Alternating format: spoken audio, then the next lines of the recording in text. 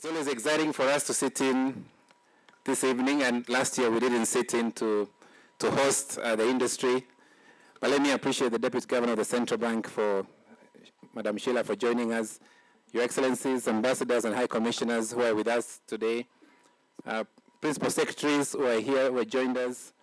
We've got members of Parliament who are here, my colleagues from the Governing Council, CEOs of industry, distinguished ladies and gentlemen. What I would say for us is exciting this year to stand before you this evening as the Chairman Gala dinner is ready to speak and have a conversation around friends, and it's good to see many of you this evening, to be able to share a little bit about the areas that we see as a bank, and also to reinforce the challenges that we faced and see opportunities. I mean, we stand in an economy that's remained very resilient as a country.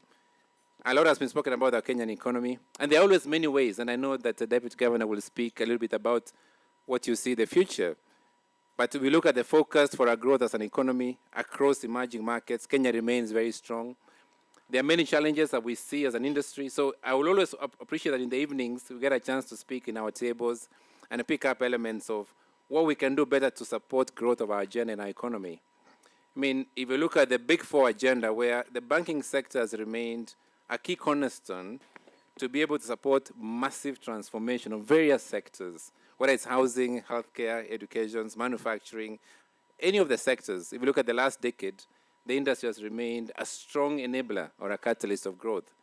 And I think that's something we will commit to do. Why we bring a lot of stakeholders today is to be able to share and give the belief and conviction that we will work closely with yourselves, with many agencies, governments, private sector, to support the growth of our economy. Now, we do get challenges, but I think that's really what makes us moving as an economy. What is it that we can put together, whether it's areas we are speaking about, small enterprises, and that's been an area of challenge. We all have had many discussions around lower credit access. When you work around our small businesses, micro businesses, the challenges in the last 2 years has been lack of credit, and you all see the data, you see the statistics. The interest rate cap, the banking amendment of 2016, has brought major challenges. I was speaking to the vice chair of KBA, and when you walk across Gikomba, or you're in Kariakoo today, or you're in Kisumu, in Kondele, you're in Mombasa, you find many small enterprises today still face difficulties in running their own businesses, getting access to credit, getting stocks for their products. And that's an issue that we continue to engage collaboratively with Parliament.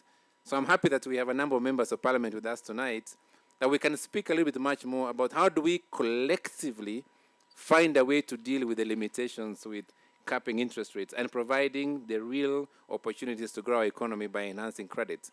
Now, that conversation is going on slowly, surely, but from our own experience, and none other than the Central Bank, none other than the Minister of Finance, none other than the IMF, the World Bank has spoken about the difficulties customers are facing today. And what we would like to see as an industry is what's called co-creation. So when you look at the banking industry performance, you see a double-digit growth.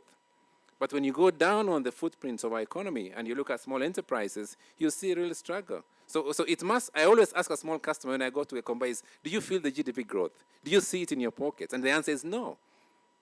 And so that kind of co-creation, the Chinese call it the yin and the yang, you need to be able to build both elements of our economy, perhaps to build our growth beyond the current 5.9% or 6%. And so that's an area we continue to see a great impact. I mean, as an industry, we still appeal and raise issues of conversations that we're having with Parliament on the issues of how do we resolve the interest rates. I must say it's been quite catastrophic for small enterprises. And we have solutions. We come with options. If you look at the KBA's initiative in the last year, we introduced 2 major programs. We introduced what we call the Inuka Enterprise Program, which is about building small enterprises, helping them up, train them, building their capacity, funding them. Today, we're running short of 1,000 enterprises, but it's the ones who have graduated are 200. And their role is to be able to provide them financing once they are certified in this program. But the second more important program you'll hear today is about the Why Business program, looking at small enterprises, largely in the informal settlements. Young men that are sitting in the slum areas, how do they get access? The interest to set up a 1 million shilling facility for these businesses. And the Vice Chair and the enterprises will be speaking in the debates later on this evening about what they have done, what opportunities are available. And that's the industry providing opportunities. This fund is set up by all the banks. Just to remind you that the whole Kenya Bankers today is a platform of around 47 financial institutions that closely come together to collaborate and support growth of our economy. I would say that ultimately, we also must be able to play our business in the last 2 years. Banks have changed their model. They have changed their businesses. They've supported themselves. We've seen growth. We've seen difficulties. But in terms of fintech and financial inclusion, and I remember speaking, DG, to the governor who was speaking on the fintech conference in Australia, I think last 2 days, speaking about the Kenyan example and what the world can learn from what Kenya is doing. Something that we should all celebrate and speak about. We don't always celebrate it in here today, but we should always clap for what the country has achieved for our young entrepreneurs on fintech. And banks haven't been left behind today about building innovations, building platforms that they have today, investing in algorithms, getting sure that their own small robotics are able to churn out fantastic credit scores. They're able to churn out better services for customers in terms of the way they serve their customers. And that's an area that banks are in the forefront. I'm very excited to see that even with our own platform, the PesaLink, that we have set up the last 2 years, and that's an area to see that Kenya will remain largely. When we speak about fintechs in Kenya, we always talk about M-Pesa. We always forget that there's much more integration happening by the financial services sector, not just banking, but across many industries today. And that's something to celebrate ourselves. So we'll continue to see much more investment coming through by the industry. It also brings in a lot of young coders, a lot of our young boys and girls. You know, the 18, 19-year-old graduates. This is what exactly they need to do as we move into the jobs in the Africa savannah, as we see the opportunities. And I think across the world, I've been able to privilege to be, I just came out of Shanghai in the conference which happened last week. I looked at the opportunities we do in the FinTech conference in the UK or in Silicon Valley. We are actually quite strong in terms of knowledge as an economy as Kenya. So that's something to challenge, and we say that we will work very closely. I thank the central bank because you have been at the forefront of providing opportunities for banks to be able to progress. And ultimately for us, what we will ask for this evening and confirm to all our partners and stakeholders, because this is an engagement forum, is to say that banking sector is always very open to listen to different ideas and always be listened to be challenged. Sometimes, obviously, we have always, when I look at when interest rates cap came in, we are always has lost our relationship with our customers. But over time, slowly, when you see feedback, we see engagement, we see customers coming back and saying, can you give me access to credit facilities? So it's becoming, I mean, we were always like black fellows, the black sheep. But DJ, I can assure you that over time we are seeing the environment is getting more positive. We are seeing much more positive upsides coming through in the industry over the last 2 years. So what we need to do, and what I speak as the chair of the industry, is to see the repeal finally of the interest rate cap regulations. And that's an engagement we'll continue to have. We had fantastic engagement with Parliament. Just this year, we had a very difficult regulations around the Robin Hood tax. And I must thank Parliament, the honorable members of Parliament who are here with us. We worked very closely, and this was a very catastrophic regulation, actually. But through engagement, advocacy, speaking, and looking at options, I think finally the Robin Hood tax has been put aside, and the industry is able to run its own operations. So I would say that there's more opportunity for us to engage collectively and support and work closely. We see confidence in our markets. The financial sector is very resilient. If you look at many sectors in the economy, 8% or 8.5% of our economy is our sector, growing at mid-single-digit growth in an economy which is seen to grow at 6% next year. I think that if there's a way for us to be able to build, and our banks are getting much more beyond Kenya, they're getting more into the region, and that's an area to push our footprint for our economy and grow for the future for our children and the future of our markets. I know I can speak a lot about many things about the industry, but as a host, mine is to welcome you tonight to this gala dinner and allow us to welcome the Deputy Governor, who is our guest of honor tonight. Please put a hand clap as we welcome the DG to come and give our remarks for this evening and set up the chairman's ball. Thank you and have a good evening. Good evening. I don't think we take it for granted that you could stay with us up to this late. I know a number of you have had to sacrifice quite a bit, and given that today is a Friday, we can't surely take it for granted. But I would like to thank, first I think the DG, who has just left. She gave us some very clear message, but I think I would like to underwrite with some bit of caution. There's something called central bank speak. And it's normally difficult to understand what a central banker is saying. You actually need a lesson in the language that central bankers use. Fortunately, within KBA, we have got an interpreter for us, a resident one. So I'm sure by end of Monday, we'd have gotten that whole message clearly deciphered for us to be able to understand it. But on a more serious note, I think on behalf of the Kenya Bankers Association, I would like to take this opportunity to extend our gratitude to you all for coming today. And first, let me start by thanking our host today, the KBA chairman, Mr. Joshua Igara, for really extending this invitation to us and hosting us to such a wonderful evening. I also want to thank the KBA Vice Chair, Mr. John Gashora, whom you saw on stage with some young men and taking them on. And I would also like to thank the KBA Governing Council members, who I think have given us quite some good support this year. Some of the things that you have been able to do do not have been possible without the Governing Council's support.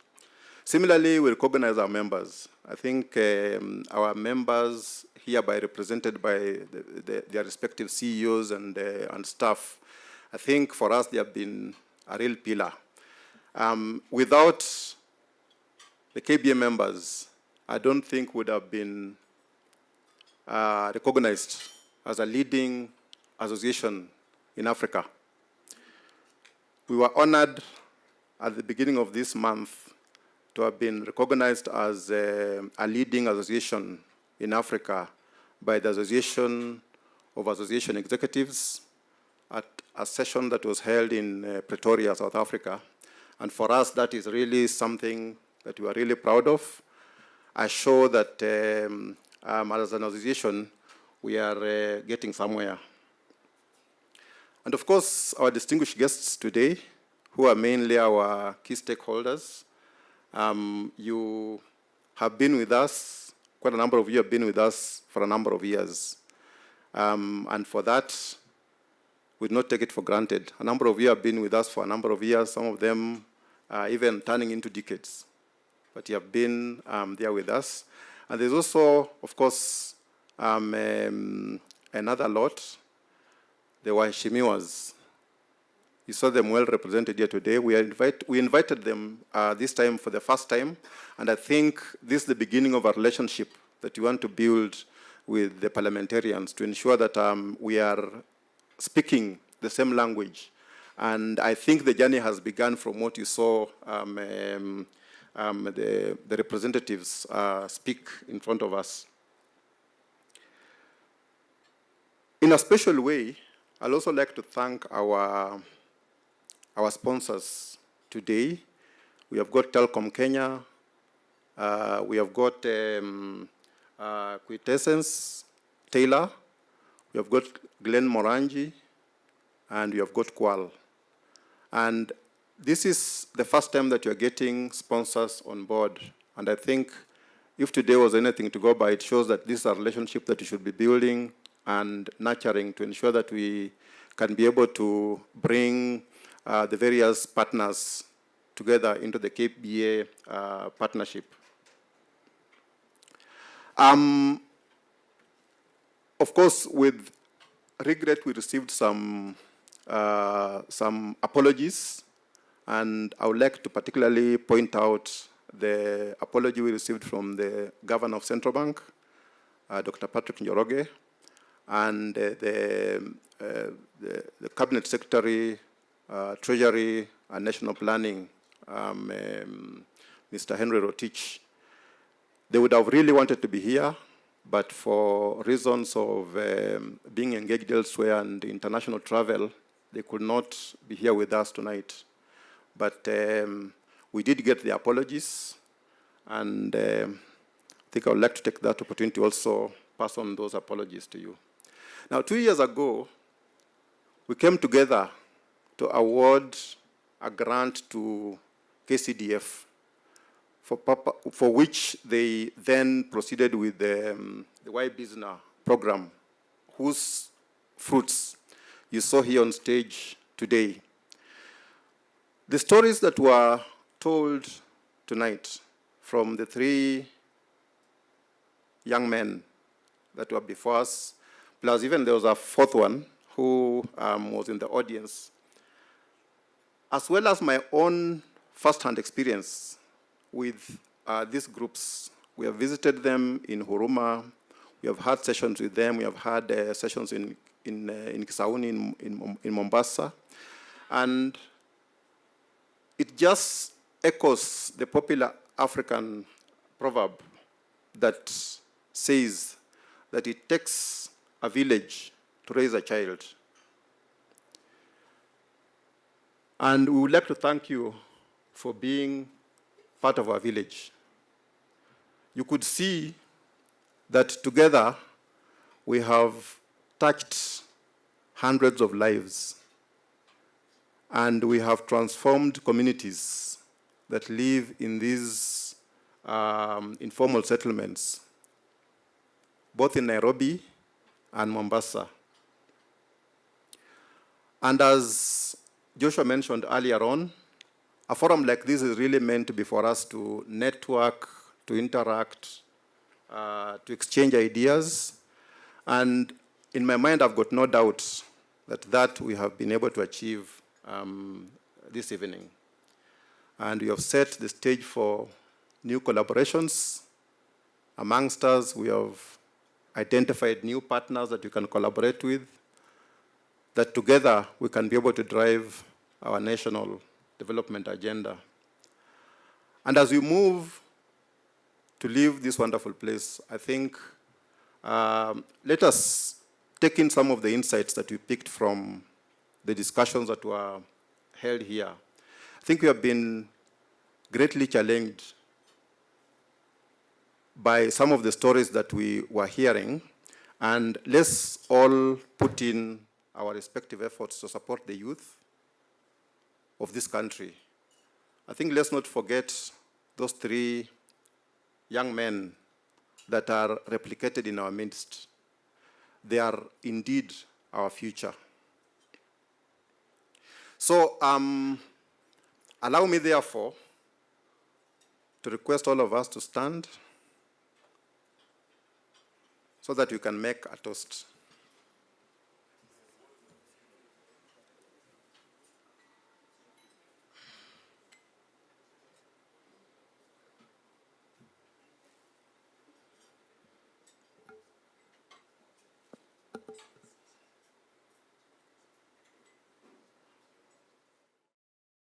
And there was a young guy selling CDs. John, there was a young guy selling CDs, and I usually ignore them because the last time I bought one of those CDs, it was useless. But I said, listen, I'm going to be with three amazing young men, and I have to be able to speak and say at least I'm supporting. Let me ask you, John, if these three young men walked into your bank, would you give them a loan? Be honest. Be honest. To be very honest? Be honest. Have I put you on the spot? I'm sorry. You want to pass the mic? You want to pass the mic? If a musician, a juicer, Juice parlor. juice parlor, and this guy says, I'm farming and I'm an urban farmer in Huruma. So, tell us. The truth is, for conventional bank, I wouldn't talk about NIC. Yeah, okay. Talking about conventional bank. Or as the UK ambassador said, we are called Nick, like his name.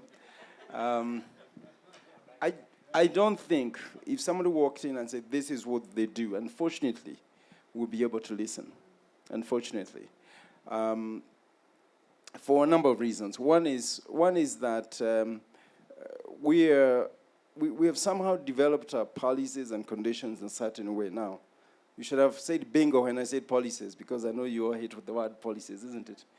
But also because I don't think we invest enough to understand that what they're starting to do is the beginning of an ambition.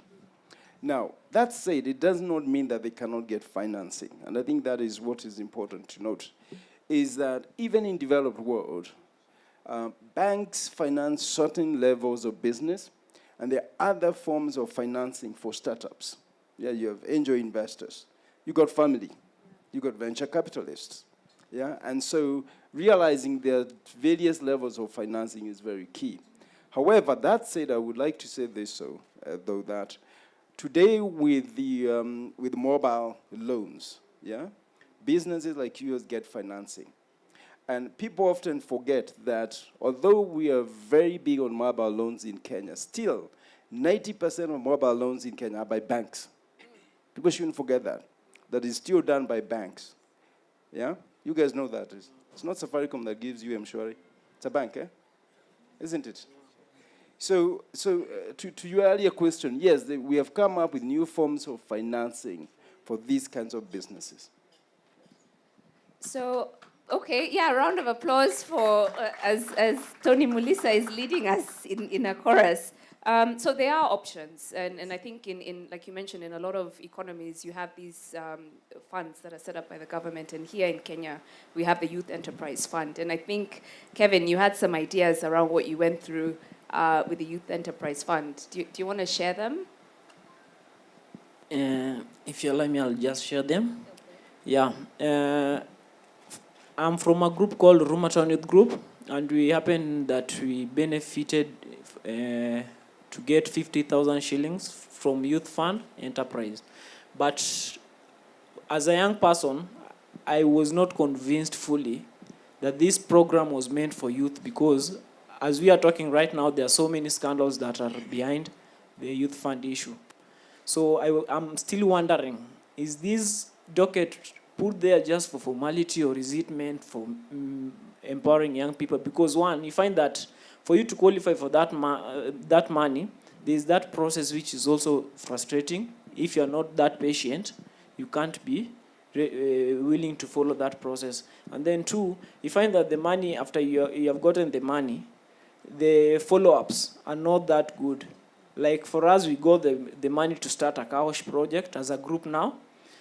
We got the money and started the project. But now that follow-up in terms of now doing mentoring the young people in terms of this is cash that you've taken as a loan, you're supposed to do this, this, and this, and then pay it back. There's nothing like that. So that is another thing that is really tormenting that program. So you mentioned two important things, this issue of follow-up and mentorship. And I guess that's a good segue to the Why Biz Now program that we started as KBN. It was through this chairman's ball that we were able to fundraise to support yourselves and 300 other young men. And I think maybe I'll ask Wilson, do you want to talk about your experience with the Why Biz Now program and why you feel we should be thankful for starting that program? Yeah, sure enough, I'd say, just like my colleague has said here, follow-up is very key.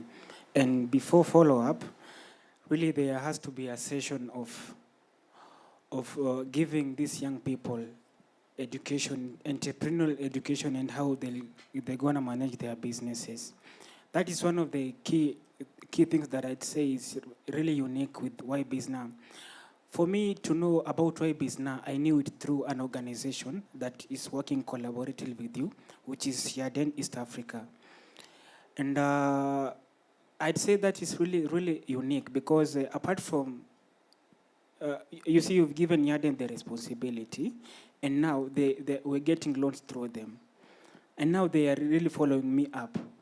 How is your business growing? What challenges are you facing? Do you think you will need more loans? Are you facing any challenges in repaying the loans? You see, that's really, really, really important. It's a unique program that is not offered by other institutions who are doing the same thing for the young people. Yeah. So Wilson actually got 20,000 shillings. 50. Oh, you got 50? 50. Hey! And how old are you? 26. Can you imagine? Can we give him a round of applause? So he got 50,000 shillings 50,000. as an interest-free loan, and it was his first formal loan. And the whole idea is, because we know formal commercial banks are not able to lend to some of these young men, they need that step up. and by your, hopefully by the, you're repaying your loan, eh? Already, and the business is really growing. Fantastic. Yeah. And we also have Jarsho. Where is Jarsho? He's somewhere here. Jarsho. Stand up and give him a round of applause. This is another gentleman who, actually, he was the first youth to repay his loan. And he has a restaurant called Hilton in, where's your restaurant? Yeah? In Huruma as well. They serve Ethiopian food. I'm going there next Friday. So whoever wants to go with me, we will. We need to. You'll come, eh? Sawa. Thank you. So what do you think, John? John, how do we find that bridge opportunity where you kind of blend your commercial loan with having some more patience to develop the youth with potential? I think there are a number of models that we should try. One of them certainly is that of education, which is why business is adding to and bringing to this. We as NIC, I think I'm allowed to do a bit of commercial, have partnered with Strathmore. Turn his mic off, anyway. Have partnered with Strathmore University to ensure that entrepreneurs who are beginners are given the tools and the follow-up that's required. They get a lot of training. Some of them don't even understand the cash flow statement. Making sure that they get to learn some of those skills. And I'm sure a number of banks in this room have programs like that as well. But I think as far as the models that I think banks can employ, I can tell you one that we are looking at ourselves, working with traders in Gikomba, is that we must start to employ what Kenya has a lot of, which is what I call social capital. We have a lot of social capital, and we don't employ enough of it. Let me just tell you a quick story of one of the richest men in the world, a gentleman called Carlos Slim, actually, from Mexico. He started off his business selling electronics, and he would sell electronics on credit, something we're all familiar with. But it was a very informal way of selling. But what he would do is this: to get credit, to get a TV from him, you had to bring your two neighbors, one from your right and one from your left, from your house, yeah? So when they deliver the TV, your neighbors have to see the TV has been delivered. Now, before they take it back, if you don't pay your loan, they go tell the neighbors first. And that is called social pressure. Can you imagine your neighbor being told, by the way, tomorrow, we're coming to pick, Nuru's TV, yeah? They start calling you, Nuru, what is going on? Are you in problems, right? Yes. And since, the last people you want to know you're in problems are usually your neighbors, what do? You quickly go and pay back. That's social capital. So what we're doing ourselves now is working with traders so that when they get together, which is sort of a concept of a circle, when they get together and they raise an X amount, say they raise 1,000 shillings, 10 people raise 1,000 shillings, then we take that 1,000, because each of them has put some money, and we guarantee, using that 1,000, we guarantee 10 times that amount, 10,000, for example, yeah? And then they tell us how much to lend to each of them, yeah? But that means if one of them defaults, the first money to go is this 1,000, which they have all contributed to, right? So what happens is that we call them and say, hey, do you realize Wilson hasn't paid his loan and we're about to take your 1,000? What do they all do? They call Wilson and say, Wilson, what the hell are you doing taking my money, right? So that is what we're doing now. I think banks can develop programs and products that address this need. Obviously, I've already talked about the mobile loans, which I think has gone a long way in addressing this need. And whereas mobile loans will address the 50,000 requirement, I think very soon, just looking at their faces, very soon they'll need 1 million shillings, which mobile loans may not be able to do. And that is where working together through social capital, I think will change the way we finance these more informal businesses. Fantastic. Thank you very much. Yeah, a round of applause. So I think we're going to wrap this up. I think we'll go down the aisle and see, is there any final thoughts you want to share? This really short but deep. Okay. And should we be snapping our fingers, Amma? not really. Okay. Yeah. When we say educating young people and the banks creating models, you see, banks have their own way of approach. the organizations that you collaborate with them also have their own approach. But me speaking as a youth and being a representative of most of these young people, there's attitude. The first thing before you educate a person, if that person really doesn't have that right attitude, trust me, that loan is a sofa set. Sinukweli, it's really true. So it is really a big process of, like what I've gone through, changing people's attitude. In fact, we took so many sessions in educating to people even don't understand what is a loan, what a loan is, what is an interest. Are you saying? So they really need to understand that. We really need to polarize on that aspect. That's why many loans, people will get loans and women, all of them will just go with water. It's really important. That's deep. Thank you. Yeah. Thank you. Wilfred? Yeah, please give him a round of applause. I think when you were his age, I don't know how many of you had this amount of biashara. Please go ahead. Okay, mi kwa upande wangu kitu ambacho labda naweza nikaongezea ni kuwa ile initiative ambayo KCDF walichukua ni kuwafikia kina kama Dream Achievers, kina Yaden, waniletuna moyo kwa sababu so far ndio katika Kisauni sio mimi peke yangu, ama Mombasa sio mimi peke yangu, umeona. Na vijana wako wengi Mombasa ambao bado wako idle mitaani, kama ni watu walikuwa bado ni wasumbufu, pengine bado ndio wanazidisha usumbufu yani. Sasa ninaomba tu nini muweze kuweka tule ile misingi ambayo ulikuwa mshaanza kwa zile organization ambazo ulikuwa mmezitarget, muendelee ku strengthen ile misingi ndio ile waweze kufikia mavijana wengine kule mitaani, ndio hata pia sisi labda tutaweza kuishi kwa amani, ama pia kazi yetu itakuwa kwa rahisi kwa sababu mitaani pia kutakuwa na security na pia economy itakuwa rahisi kupanda hivyo. It's a very powerful point because if you look at the statistics, it's more than 35% of Kenya's population is the same age as Wilfred. So if we're not investing in the youth, we're not building our economy sustainably. Thank you. Asante. Okay. Kevin? Yeah, mine is to thank everyone for this opportunity, because to me, I see myself as a skyrocket, as a shooting star, because I've never dreamt of having this opportunity that I'm having, in fact, today. It is a pleasure.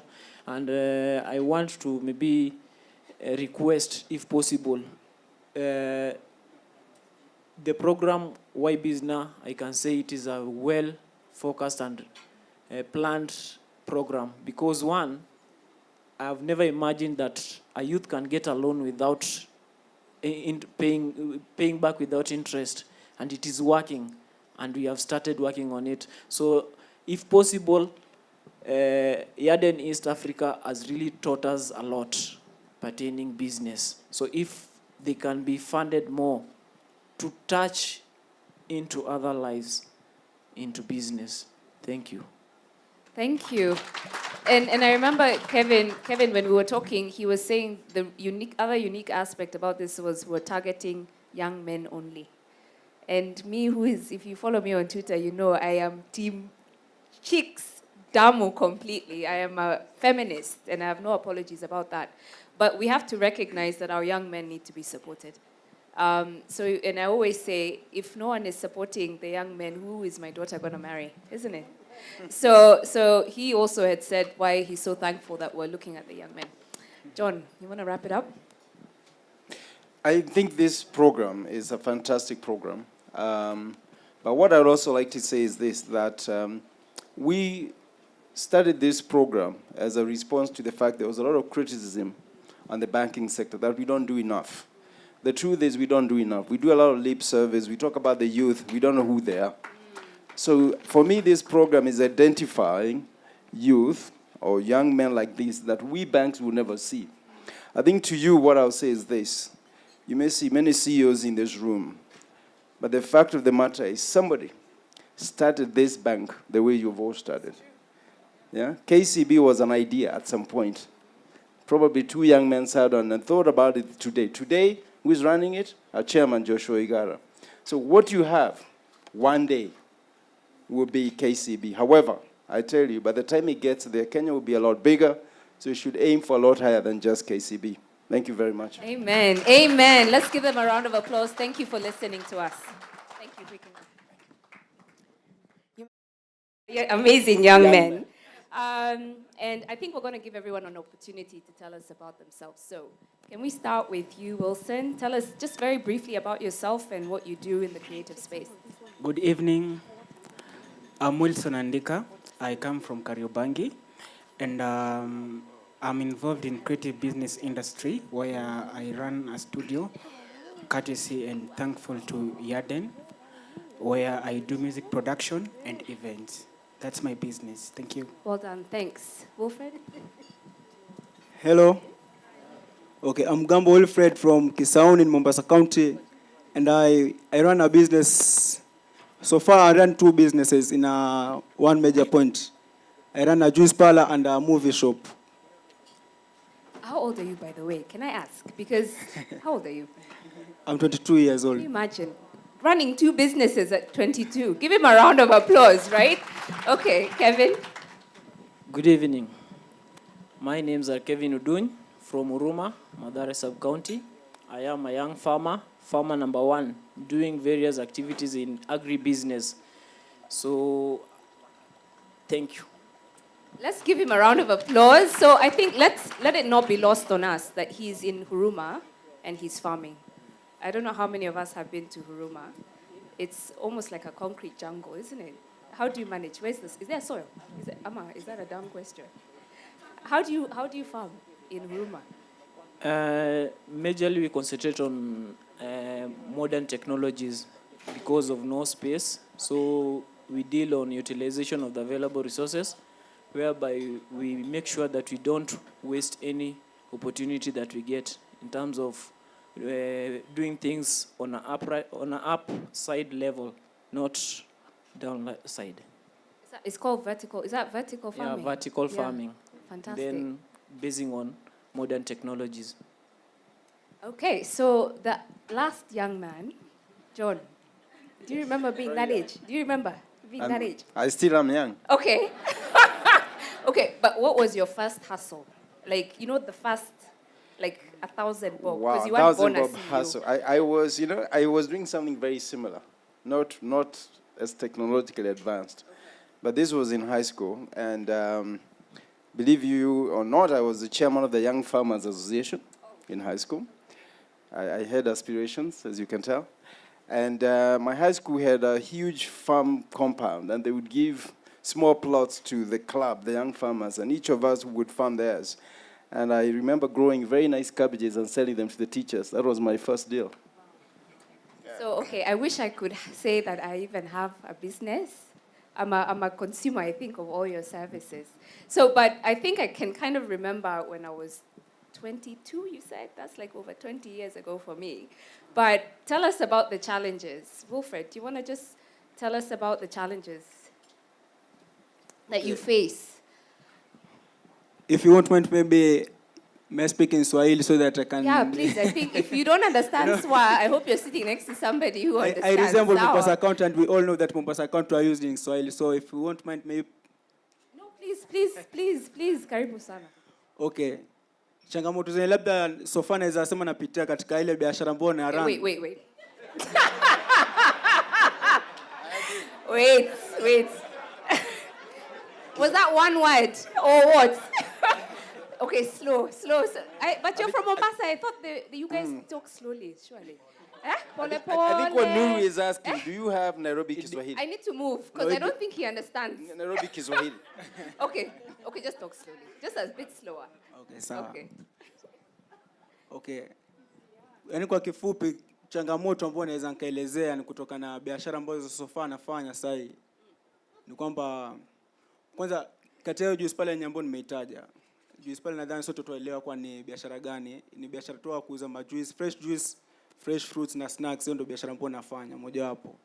Na Sofa sasa tukiangalia watu wengi wamefunga mashule na customers wangu wengi sana walikuwa ni wanafunzi na sasa pia wako katika likizo ushapata. Kwa hivyo sasa ni ile demand imeenda chini. Imeenda chini ile ghafla yani ambayo imeleta pia kidogo kafiva fulani hivi.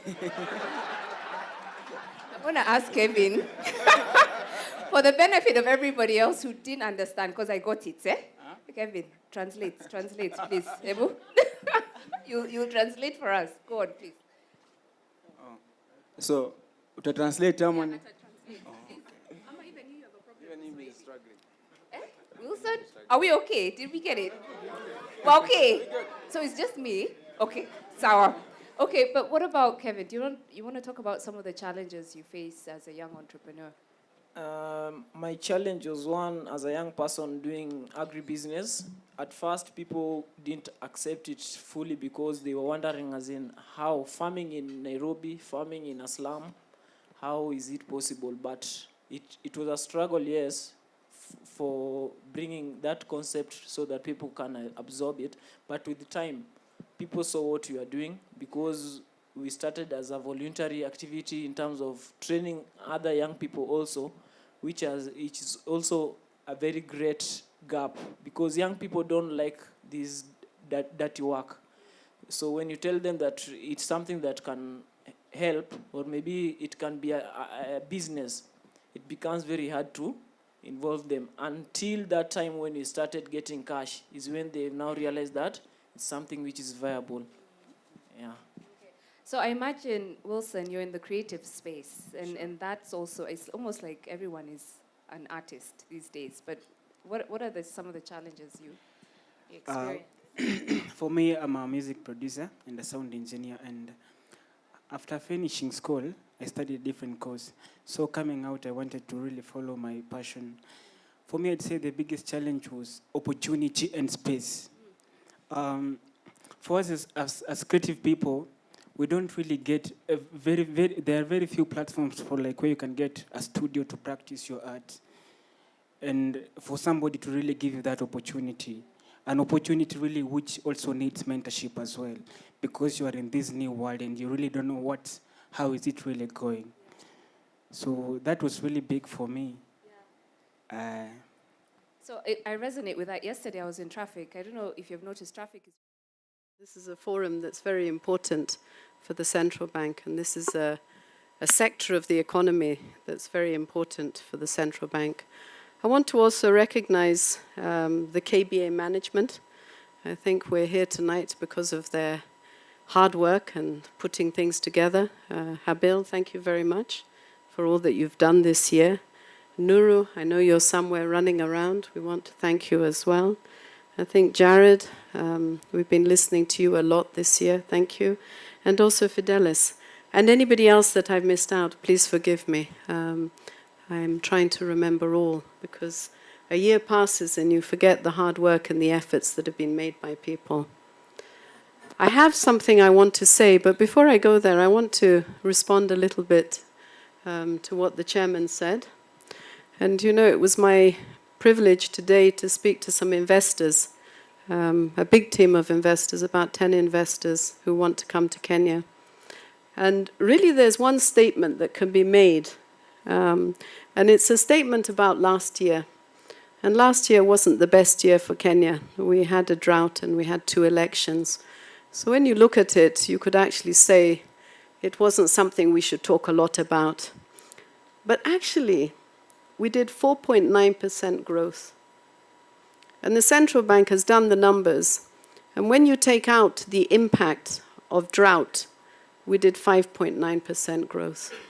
So that means during a period of 2 elections and the stresses and the uncertainties that came because of it, we nearly did 6% growth. This is a huge statement for Kenya. It's a huge statement for our maturity. It's a huge statement about our capacity and our resilience. And it's a huge statement about our banks. It's a huge statement about our banks. Let me now become a little less direct and a little more vague. There's something called MV Kenya Financial Sector. And in port, it's a very impressive vehicle. And especially compared to the other vehicles that are less slick. There's all these boats, but MV Kenya Financial Sector is really a slick vehicle. But you know, times are changing and it's being compelled to leave the port, and it's gone out into open sea. And out in open sea, the crew and the passengers, what they've realized is that the ship is not that big anymore, and it's not that slick anymore. And when compared to the super tankers that are passing it, it feels threatened. And even more alarming, what they see is that the weather is ominous and the sea is rather unfriendly.